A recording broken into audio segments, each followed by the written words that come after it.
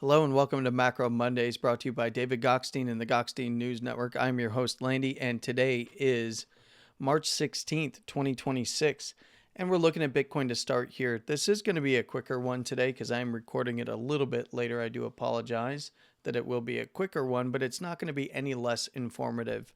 And we're actually not going to take a look at all of the various zones of interest because we're just going to take a look at this naked chart and I'm going to explain to you that this is a downtrend. Isn't that fun? That was fun, right? Okay, let's talk a little bit more about what we would be looking for from here on the weekly. And that's going to start with we need to see a closing low set. Last week's candle closed in the green.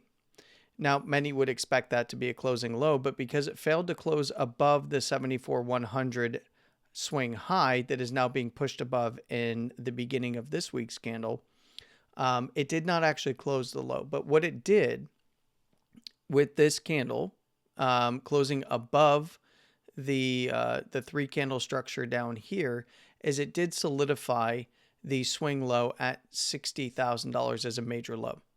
Now, we need to see the closing low come in, and the closing low would be the close open low right here at 65. Well, there was a little bit of a gap. Is this a Coinbase gap? Are we serious here? Wait, is it really a Coinbase gap? Let me look. I think maybe it's flipping between the two. No, it is going to be 65,771. All right. We don't have that close yet.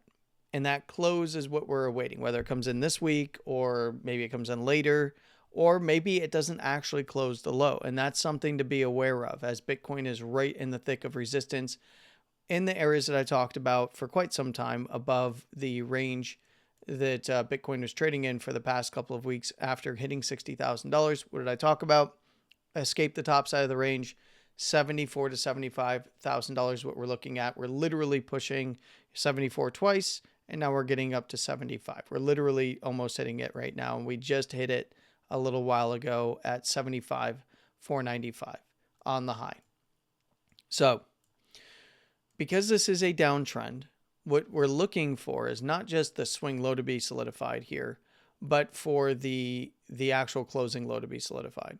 And really, that's just another low in a series of lower lows with this lower low and this lower low here as it relates to the last higher low in the weekly, which is all the way up here near the highs at 107,250 on spot on the swing, and the close coming in, I believe at like $108,000, right? Yeah, 108,250.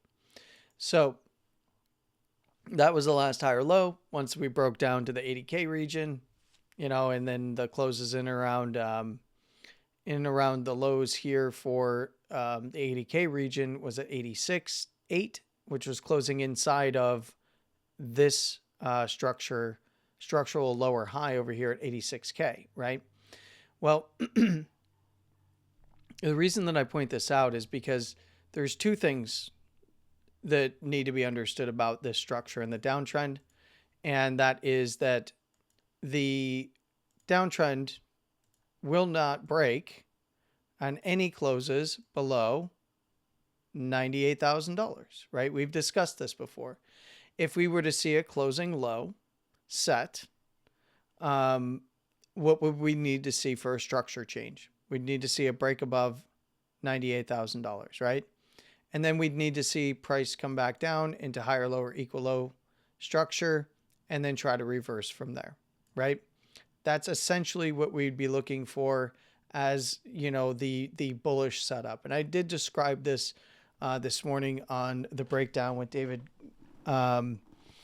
which you can catch on Gokhstein and his main profile, of course, on X, and then, of course, all the other platforms that he streams on in the mornings. Well, mornings for me, it's afternoon for him. But I'm on there every day now from 12:15 Eastern, which is 9:15 Pacific Standard Time. You can catch me breaking this stuff down. The reason why I'm bringing this back up in the recorded video is for those that didn't catch it, but also to kind of point out a few different things here. This would be the most bullish trend break of the downtrend. This would be the like ultra bullish scenario, but it's not the only bullish scenario if that were to play out. And specifically, this red line holds, right? You could potentially see something like a lower high to a higher low, equal low setup that comes into play. And that would be the bullish scenario. And then we break that lower high. That's where this green line would be the trend break, right? A more local trend break is actually probably the most preferable and the most likely is to get a lower high and then we evaluate from there, because the alternative is you get another lower high and then we've got a series of lower highs, a series of lower lows, and then we get another shot down for continuation for a new low.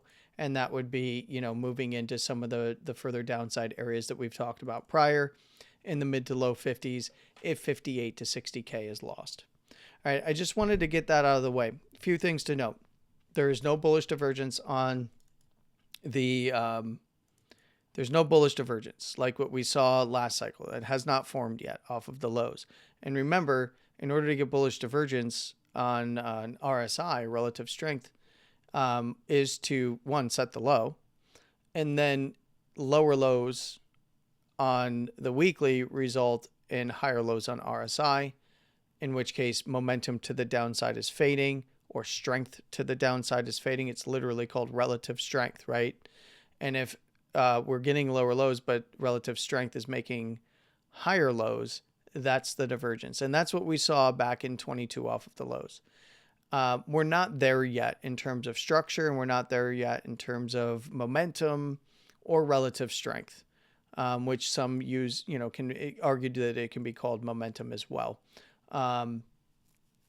D7R, and I talked a little bit about this, I believe, in back channels, and relative strength, by the way, brilliant indicators. But either way, big thing to understand here is that on the weekly, and we're just going to focus on the weekly. Daily, we already know what's going on, right? Above 75, where am I looking? Easy, easy, easy. Above 75, I'm looking 78, which is the close open, right? We're now pushing this low, right? This is the low over here, right? And we're pushing this low. Where's the next area of interest to get above? In this case, we're looking 78 at the close open to the next low, right? If we get a close up here, especially on the daily or weekly, if we haven't already hit 78 to 80, that's the next big area that I'd be looking for. And that would be that area of interest, right? Which is, I said I wasn't going to pull up the boxes and then I end up drawing them anyway. Look at me. Look at me. I do it anyway. I do it for the love of the game. All right, next big area above 80 would be really mid to low 80s. And that would be looking back to this lower high close where we saw price holding up on a closing basis, and even right before the breakdown, getting a swing off of, or a little swing low off of $86,000 even, and then a breakdown, right, from close open that really set off the breakdown to 78 to 80 back at the lows. Once it breached 78, we knew we were going for much, much more, right? So in the lower term timeframes, definitely could see, especially on the daily, if we haven't already pushed up to hit above on closes above 75, if we haven't already tested 78 to 80, I'd be looking for that test. And then from there, anywhere above 80, mid to low 80s is in play. Weekly lower seconds all the way down here by the lows. I'm going to talk about that in a second. But the basis band is right at 82.5, right? This is an important area on longer term timeframes. Not as relevant in terms of close open here on the weekly, but on some longer term timeframes for the monthly it is. But realistically, this entire zone's fair game, mid to low 80s. I would look at 82.5 to 83 by the basis to the 100 period exponential. And then that's realistically, you could start looking up to, 85 to 86K at the low side of the structure here. Fair game. Could it push even further if we get a nice big move up above the basis band in the 100 period? 55 is right at $89,000.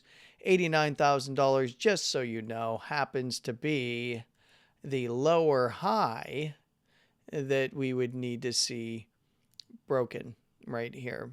$89,000. This is also an area that was of interest locally here. Was the break, the 86 to 89 kind of being the midline between there and 93.5 up here is the wider zone that was up here. And I'm pointing it to it in the corner with my eyes and not the arrow. But yeah, 93.5, you had 89 and then 86 as the wider area up there. Of course, once we swung above, we hit 98, which was essentially, this low right here. So if we do get continuation to the upside, 78 to 80 is the next area of interest. Above there, look to the mid to low 80s, initially around 82.5 to 83. And then anywhere above there, we're looking right for, 86K being a key area on the close open. It was holding up the lows. That was the close open breakdown that we got, 2 new lows.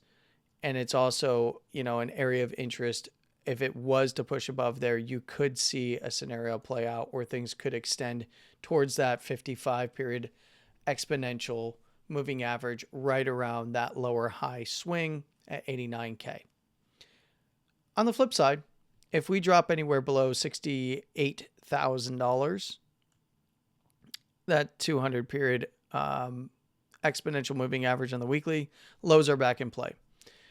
65 is going to be the main area right around the lows, and the prior all-time high right around $65,000. If it dropped that, we're looking 62.5, which is the daily close open, not shown here, but I already know that, been saying it all day and talking to people about it.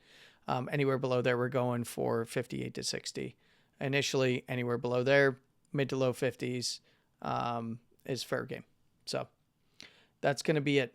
Now you're probably thinking, hey, you're going to do a full breakdown of everything else. No, actually, we're just going to take a look at oil and Dixie. And I can tell you everything we need to know about what's happening in equities and indices. All right, so let's go ahead and we will on Wednesday, I will cover markets more thoroughly. But I covered a lot of it in the breakdown this morning as well.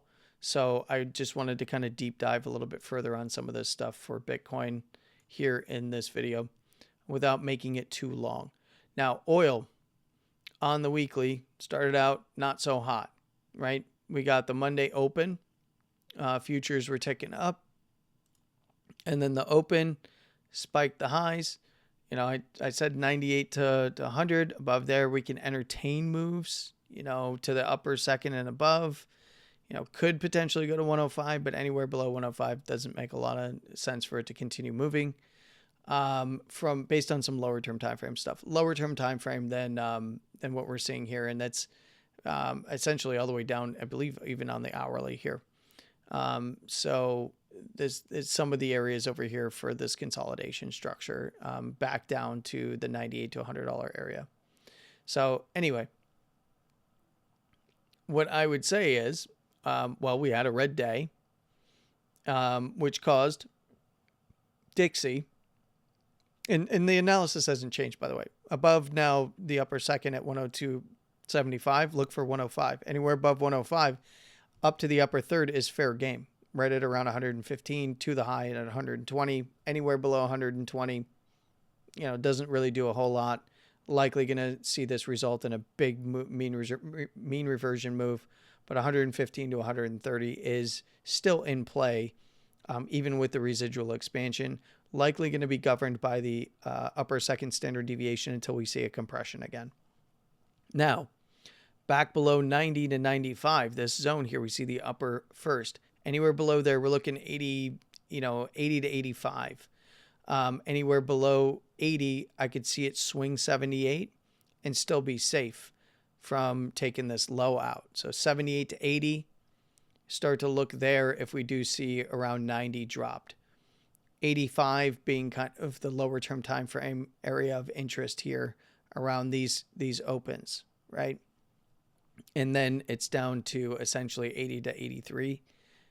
On the top side there, you start seeing it there. It can save itself at 78. Things get dangerous below 78 for oil's price continuing higher. In this case, below this low around 75 to 76, things are likely going to come very quickly back down to 70 to 72 around the moving averages here, and realistically roping in around $68 a barrel. Now, just go and look at the structure for Brent. It's going to be same, just higher prices in those areas. I like WTI. WTI is a little bit cleaner on lower term time frames for the way that I like to trade.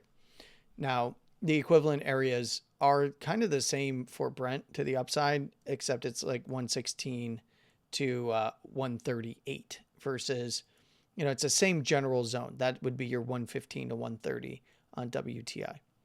So just draw the equivalents on the structure there. I believe for Brent, it would be, the $80 region. If it drops that, we're looking to 70, 2 to 75.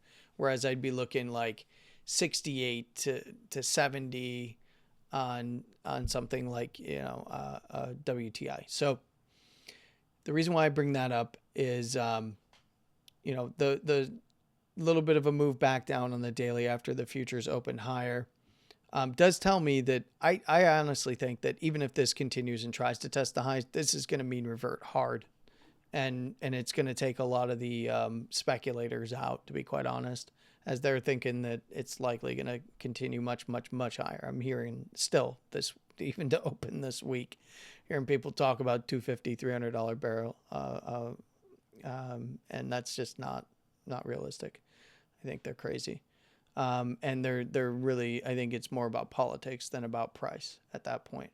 Now, the reason I bring that up is because, well, you look at what oil did and look at what the dollar did. And the dollar's right in that key area. Now, it broke above the key area that I was looking at, which is now going to be, it needs to close above again to go run the high. So that 140 cents, that needs to be closed back above. But we had a red day in oil, red day in Dixie.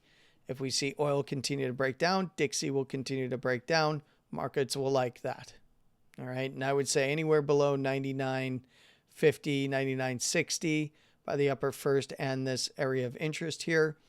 I'd look for 99 even, potentially even roping in the lows down there in the upper 98.50 to 60 region.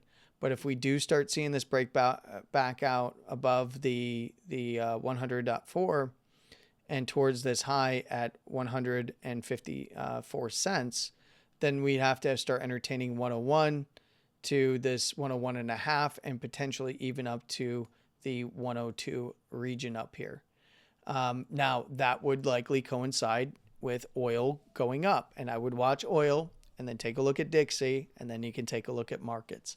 Now, you can probably bet that I looked at markets already, so we're just going to take a quick look. And what did they close? Oh, they closed green. Go figure.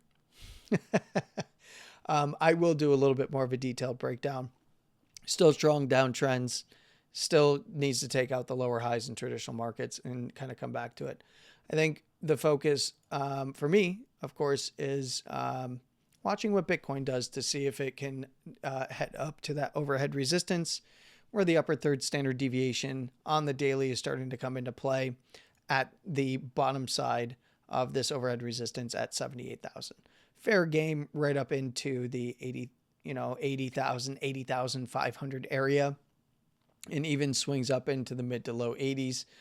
Closes, we'd need to see closes that recover the actual swing low to test, more towards, the 85 to 86K and potentially more to 89. I would beware. You see that daily 200 period moving average right in that zone between 86 and 89, which is that lower high from, this structure over here on the weekly. It's kind of set up for, a big rejection, but, we need to see Bitcoin actually really make a concerted effort to close above 75 and start pushing towards that 70 to 80 first. And again, as long as it's above this last higher low in the daily, that's fine. You can take short-term price action anywhere below, 70,000. We're testing that 68 to 69, and you need to see that hold up for this to continue up. Otherwise, it's right back to test that higher low at 65, and then it's, that's the bottom side of the tighter range, bring in the deviation and swing low at the daily, and that's where things get dangerous. So I'm going to leave you with that. You have a wonderful morning, afternoon, and evening, no matter where you are in the world. I will catch you tomorrow on the breakdown at 12:15 p.m. Eastern, 9:15 a.m. Pacific Standard Time on David's show. And yeah, and then I'll talk to you again on Wednesday, and we'll go into detail on some traditional market stuff. So have a great night. With all of that said, losing my voice, and Landy out. Take care.